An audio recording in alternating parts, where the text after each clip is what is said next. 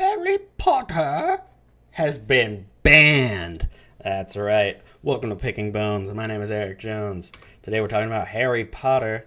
These books got banned from this Catholic school, St. Edward, due to curses and spells. This is from the local Tennessean. And they have a garbage website for the record. But here's a quote from the article. These books present magic as both good and evil, which is not true, but in fact a clever deception. The curses and spells used in these books are actual curses and spells, which when read by a human being risk conjuring evil spirits into the presence of the person reading the text, the email states. Rehill goes on to say in the email that he consulted several exorcists in the United States and Rome who recommended removing the books. So is there any truth to this? Is there real spells and occultism in Harry Potter? Well, there is occultism, but I don't think there's any real curses or spells.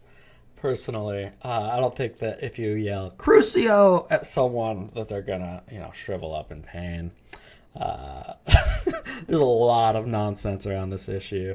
You can read articles from ex-witches who make claims well, Azkaban is the name of a demon. And, I've never seen any evidence of anything like that. But even if Azkaban was the name of the demon, how does saying the name matter? Do you get scared to say Satan or Lucifer? Do you think he's going to come get you? It's not like Voldemort. Let's move on from the retarded analysis and do some real analysis, because there is some very interesting stuff in Harry Potter. Starting with the owl, which is of course a key symbol in occultism, because the owl represents wisdom. This was used by the Bavarian Illuminati and many other occultist groups. And we see quite a lot of owl symbolism. The students can pick owls as one of their potential pets or familiars when they become a wizard. And Albus Dumbledore here has a giant owl podium, which is prominent throughout the series. You have the ordinary wizarding level tests. So you've got a lot of references to owls. Okay. Then you have Professor McGonagall, and she's named Minerva, which is an owl goddess, So that's interesting. But let's get into some deeper stuff. The real occultism that exists in Harry Potter revolves all around alchemy. And in America, the book that we got was Harry Potter and the Sorcerer's Stone. That's how it was named. But the original name is Harry Potter and the Philosopher's Stone. And the theme of the book remains about the Philosopher's Stone. And this is, of course, a key aspect of alchemy. The goal is to create this Philosopher's Stone so that you can transmute lead into gold, for example, or anything into gold. But the deeper meaning of alchemy is about the transmutation of the self or of society, potentially. So, one of the characters that shows up in the book is Nicholas Flamel, and he was said to have created the Sorcerer's Stone, or the Alchemist's Stone. And this guy was said to be a real alchemist. I haven't really studied this guy out in particular. It's interesting because a lot of the stuff that comes out about him being an alchemist comes out hundreds of years after his death. So I'm not sure how involved in the occult he was, but he's an alchemist that is mentioned in the book. So let's continue on. We'll get back to alchemy. Harry Potter also gets to speak to snakes, something called parcel tongue. So he has a strong connection to serpents. And he's not the only one. We also have Salazar Slytherin, of course, who creates the house. By the way, I'm going to spoil the entire series if you care. So, all right. So Salazar Slytherin creates, one of the four houses of Hogwarts, and down through his bloodline we get Tom Riddle, which is Lord Voldemort himself. Then we've also got the Potter family, which leads to Harry Potter. But both of these guys are actually linked by blood to the Peverell family. Now, the Peverell family is the family that has the 3 brothers, which get the Deathly Hallows. So it's interesting that these guys are linked by blood. Anyway, we'll get back to the Peverells, though. This is one more kind of random occult object that shows up in Harry Potter, and it's this artifact which is used to provide a supernatural light to the person who is wielding it. But this does have a historic basis. The Hand of Glory. This is from University of Pittsburgh. It's a bunch of older stories about the Hand of Glory and history. The Hand of Glory is the hand of a man who has been hung and prepared in the following manner. Wrap the hand in a piece of winding sheet, draw it so tight so as to squeeze out the little blood which may remain, then place it in an earthenware vessel with saltpeter, salt, and long pepper, and all carefully and thoroughly powdered. Let it remain a fortnight, blah, blah, blah, blah, blah. So it gives you this process of how to create this thing, and this is like an actual occult object. And she included that in the series. So there are some like real occult references, but for the most part, things like that seem relatively insignificant. And most of the magic that is used in Harry Potter is not real spells. It's not real curses. I think that's it's a pretty stupid analysis of Harry Potter. But there is something going on with this series, so let's continue.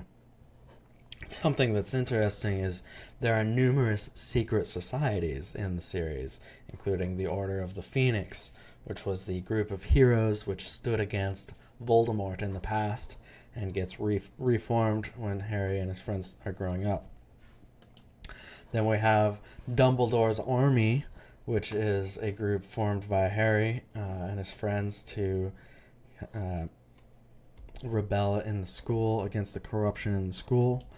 And then we have the Seekers of the Deathly Hallows. And I don't know if they have their own name, but the different people who believe in the Deathly Hallows identify themselves by carrying around this symbol or marking their homes or shops with this symbol. This triangle with a line and a circle.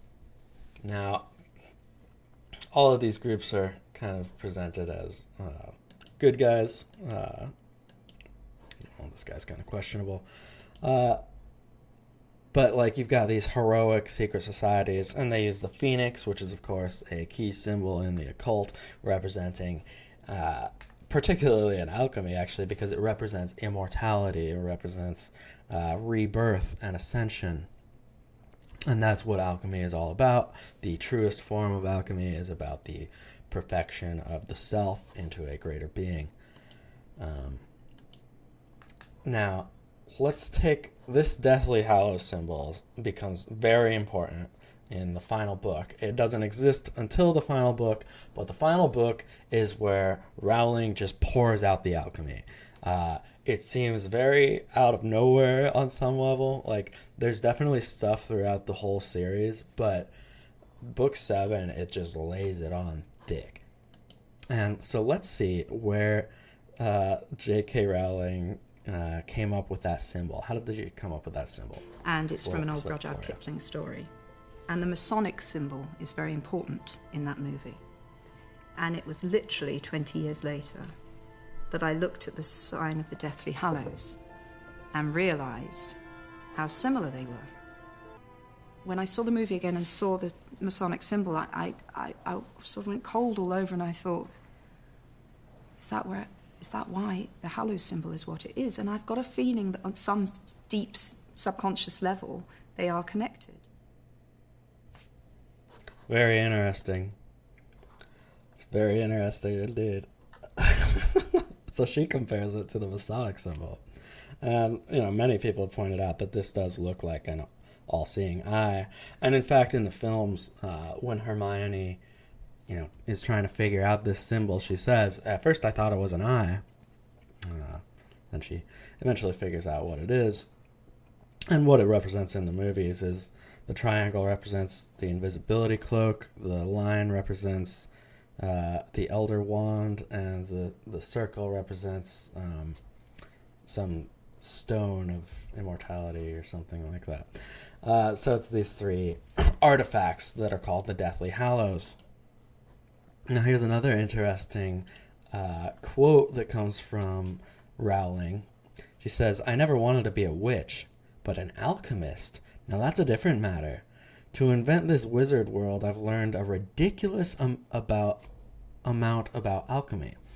Perhaps much of it I'll never use in the books, but I have to know in detail what magic can and cannot do in order to set the parameters and establish the story's internal logic."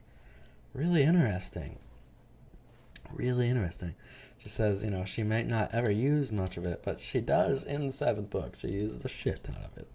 And so here we have, the Deathly Hallows symbol, which is, of course, very similar to this symbol in alchemy. And what is this symbol? Well, this symbol represents the Philosopher's Stone itself.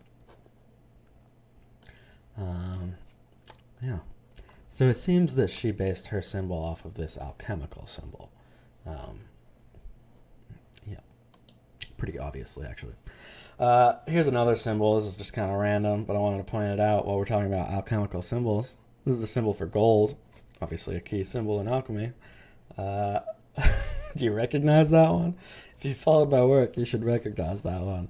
The circle with a dot in the center represents the sun, and this was used by the Bavarian Illuminati to represent their organization.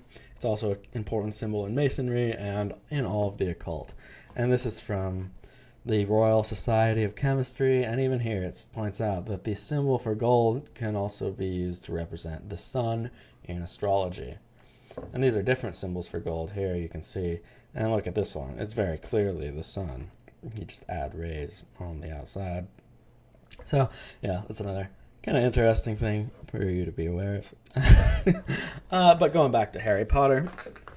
So this is the fellow who was wearing that necklace of the Deathly Hallows. His name is Xenophilius Lovegood. And he runs a tabloid in Harry Potter. And here's his daughter, Luna Lovegood. And they both are presented as very weird figures in the world, and a lot of people take them as a joke.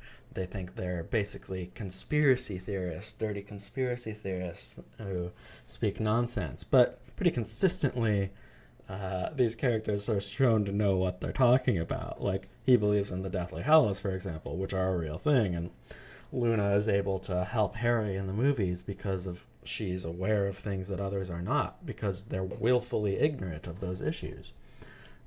You have this character, Cornelius Fudge, who, when Voldemort obviously returns, you've got guys like Fudge being like, no, that's ridiculous, that's a conspiracy theory, that's crazy. And so you do have an interesting dynamic of in these films of kind of that looks very realistic, how people put down those who study these real issues and actually know what they're talking about, and then they'll just follow total retards who will just be like, there's nothing to see there. Who would want to ban Harry Potter books for real occultism? That's crazy. Then you got freaking Rowling talking about how she's been studying alchemy. Like, these people have insane cognitive dissonance. Perhaps not even that. Perhaps it's true doublethink. But anyway, let's continue. So, the story of the Deathly Hallows has these three brothers that meet death. And they basically cheat death. At least death feels that way, because they're able to cross a river that death expected them to die at. And so he offers each of them a reward, but really he just wants all of them to die. And so one takes the Elder Wand, one takes the this stone so that he can try to resurrect someone that died. that he loved. And then the last brother takes the invisibility cloak, and he transfers on the invisibility cloak through his bloodline, and that's how Harry Potter ends up with this Deathly Hallows. But the idea of the Deathly Hallows is that if someone gets all three of these objects, they become the master of death. And they are, they have power over death, which is the goal of alchemy. And Harry Potter, of course, in the movies, ends up, or the books, ends up with all three of these objects becoming the master of death. Now, here's another quote from J.K. Rowling, and somebody was asking, why isn't the Horcrux in Harry destroyed when Harry is bitten by the basilisk in the Chamber of Secrets? To destroy Voldemort, they have to destroy these 7 Horcruxes, because Voldemort has split up his soul into 7 Horcruxes, and so somebody's kind of questioning, like, shouldn't the one in Harry have been destroyed earlier? But Rowling points out that the Horcrux receptacle has to be destroyed beyond repair, so Harry would have need to have died. So there's debate over whether or not Harry actually dies in the series, but he does. And I think this kind of proves that to destroy the Horcrux, Harry has to actually die. He just doesn't. He does, and he doesn't. It's kind of weird. But she's kind of pointing out that he has to die. So anyway, and Harry Potter does die. He gets zapped by Voldemort, by the killing curse, Avada Kedavra. Oh man, our demon's gonna get me now? I hope not.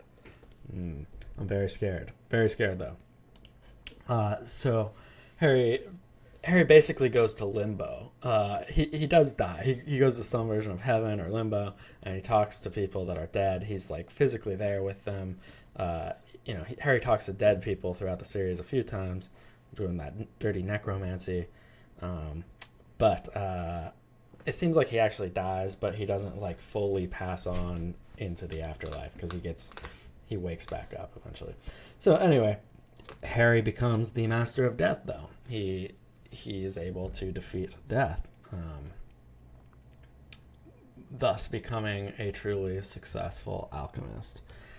And this website, Harry Potter for Seekers, has most of the analysis of Harry Potter is just trash.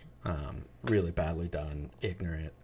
But this site has some decent analysis, although it is coming from like the pro-alchemy, pro-occult side. So this article's got a very interesting name, pointing out what this series is. It is Harry Potter, the roadmap to liberating alchemy. And he says, sometime since the fall, there has been a brotherhood to keep those who wish to go on the return journey. The members of this brotherhood I refer to as the Masters of Compassion. They have been occupied for millions of years in teaching humanity about the way back to the perfect life in accordance with God's plan for humanity.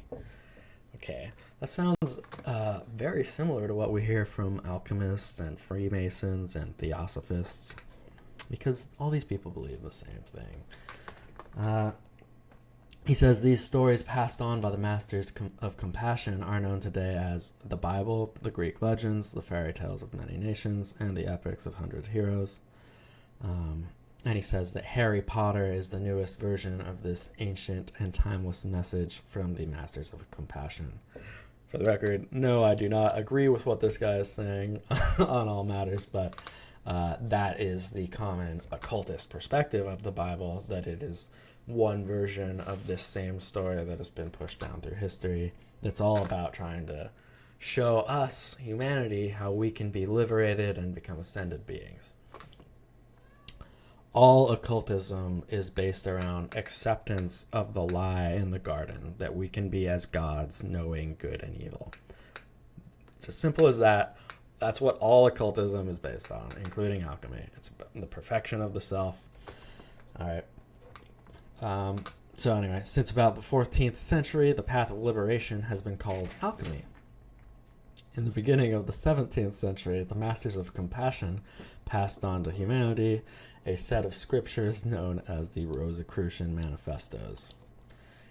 Anyone who's read The Alchemical Wedding carefully will notice a remarkable number of similarities between the Rosicrucian Manifesto and Harry Potter.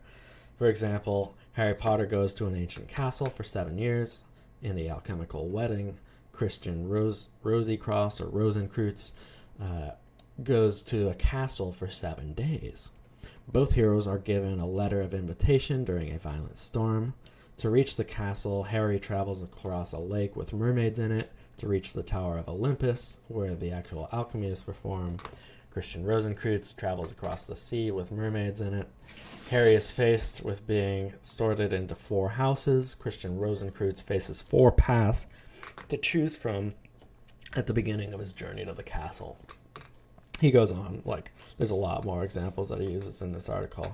I just want to talk about this one last one, though, where he says, the most remarkable coincidence of all is a secret room in both stories where there's this room that's always locked. In The Alchemical Wedding, Christian Rosencrantz is told that this is the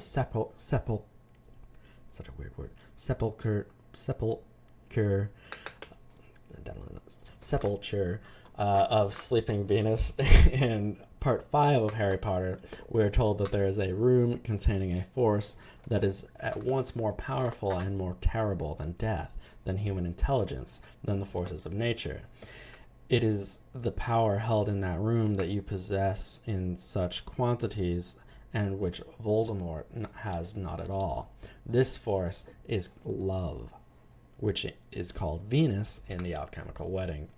And if you've done much study of the occult, you know that Venus is a very important symbol and sometimes represents Lucifer himself. Here's one more article I just want to touch on briefly. It's Harry Potter and the Bible. Young wizard, New World Order agent, or pagan hero?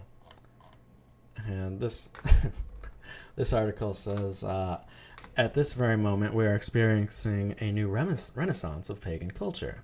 It is only logical that the church, with people like Richard Abness or Douglas Groothuis, utterly resist the inevitable literalist religion will disappear completely, not by force or violence, but by a velvet evolution, a slow, irreversible awakening within the hearts of all people. The Harry Potter saga contributes to and even accelerates this spiritual process. The fact that you are still reading this article means that you are awake or awakening. Oh, does it? Oh, wow, that's incredible. Are you a Christian or Muslim doubter? You are totally right to doubt this, it says. It means you have the blessing of a healthy mind. Welcome. It's time to quit the literalistic religion massively. Convert to Harry Potterism. Harry Potterism is the truth. Oh, man. So, but yeah, this is a pro, this website is pro Harry Potter and pointing out that, yeah, there is alchemy in it, but they're just yeah, that's a great thing. And this is definitely the best website for actual Harry Potter analysis. Most of the stuff is pretty garbage. You've got this total douchebag, John Granger, who says that Harry Potter is Christian. He says it's like a Christian story. And this guy presents himself as a Christian. Absolutely ridiculous. Absolutely ridiculous. This guy is peddling Satanism for profit. I wish I had not closed his wiki page. And this guy has 10 different books on Harry Potter. This is how he makes all his money, is fucking trying to rip off J.K. Rowling's success. And this guy just writes these nonsense books saying that alchemy and Harry Potter and Christianity, they all fit together. So this is one of his set of lectures. Really garbage quality. You can see how low quality the image that he uploaded was because it doesn't unblur. But he's got the all-seeing eye down here. And, some of the articles he's got, the alchemical endgame, the seeing eye, the triangular eye. So he's talking all about alchemy in this. But choosing to believe, that chapter is all about Christianity in Harry Potter. So he argues that, yes, Harry Potter is a great Christian role model for us. Shit's just retarded. You know, Jesus says, and he said unto them, I beheld Satan as lightning falling from heaven. Now, the symbol of lightning is sometimes used in the occult to represent none other than Satan and his fall. So, we also have this is an important thing to note. Sometimes the term anti or anti in Greek, it doesn't just mean against, it means instead of, or in exchange for, as substitute. So, here we have the lightning bolt in the upside down pentagram used by the Church of Satan. And we have, of course, the lightning bolt on the forehead of Harry Potter. Now, is Harry Potter better described as a type of Christ? Or is Harry Potter, with all of his alchemical symbolism, becoming the master of death? Is it better to say that Harry Potter is a representative of the Antichrist? I think it's pretty obvious. I think it's really obvious. And this scumbag peddling Harry Potter as Christian, what a piece of shit. But guys, that is it. You know, Harry Potter is very clearly about alchemy. Rowling says herself that she's studied alchemy, and it's very clearly put into the series, particularly the 7th book. So, should Harry Potter books be banned? Should we remove these from the schools because there's a danger that kids are going to cast real spells and real curses on each other?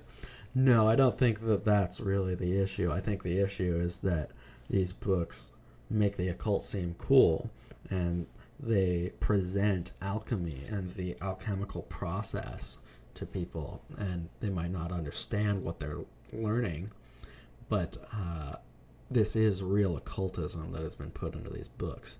So I don't know if schools need to be banning them. I don't know if you should ban books with occultism. I mean, I don't think that's a realistic goal in today's society, but I don't know the answer to this. I mean, there's a lot of evil stuff in this series and in many others, so I don't know. Do what you will with that information. Have a great day. We got lots more great content coming up, and we'll see you next time, I hope. Bye-bye.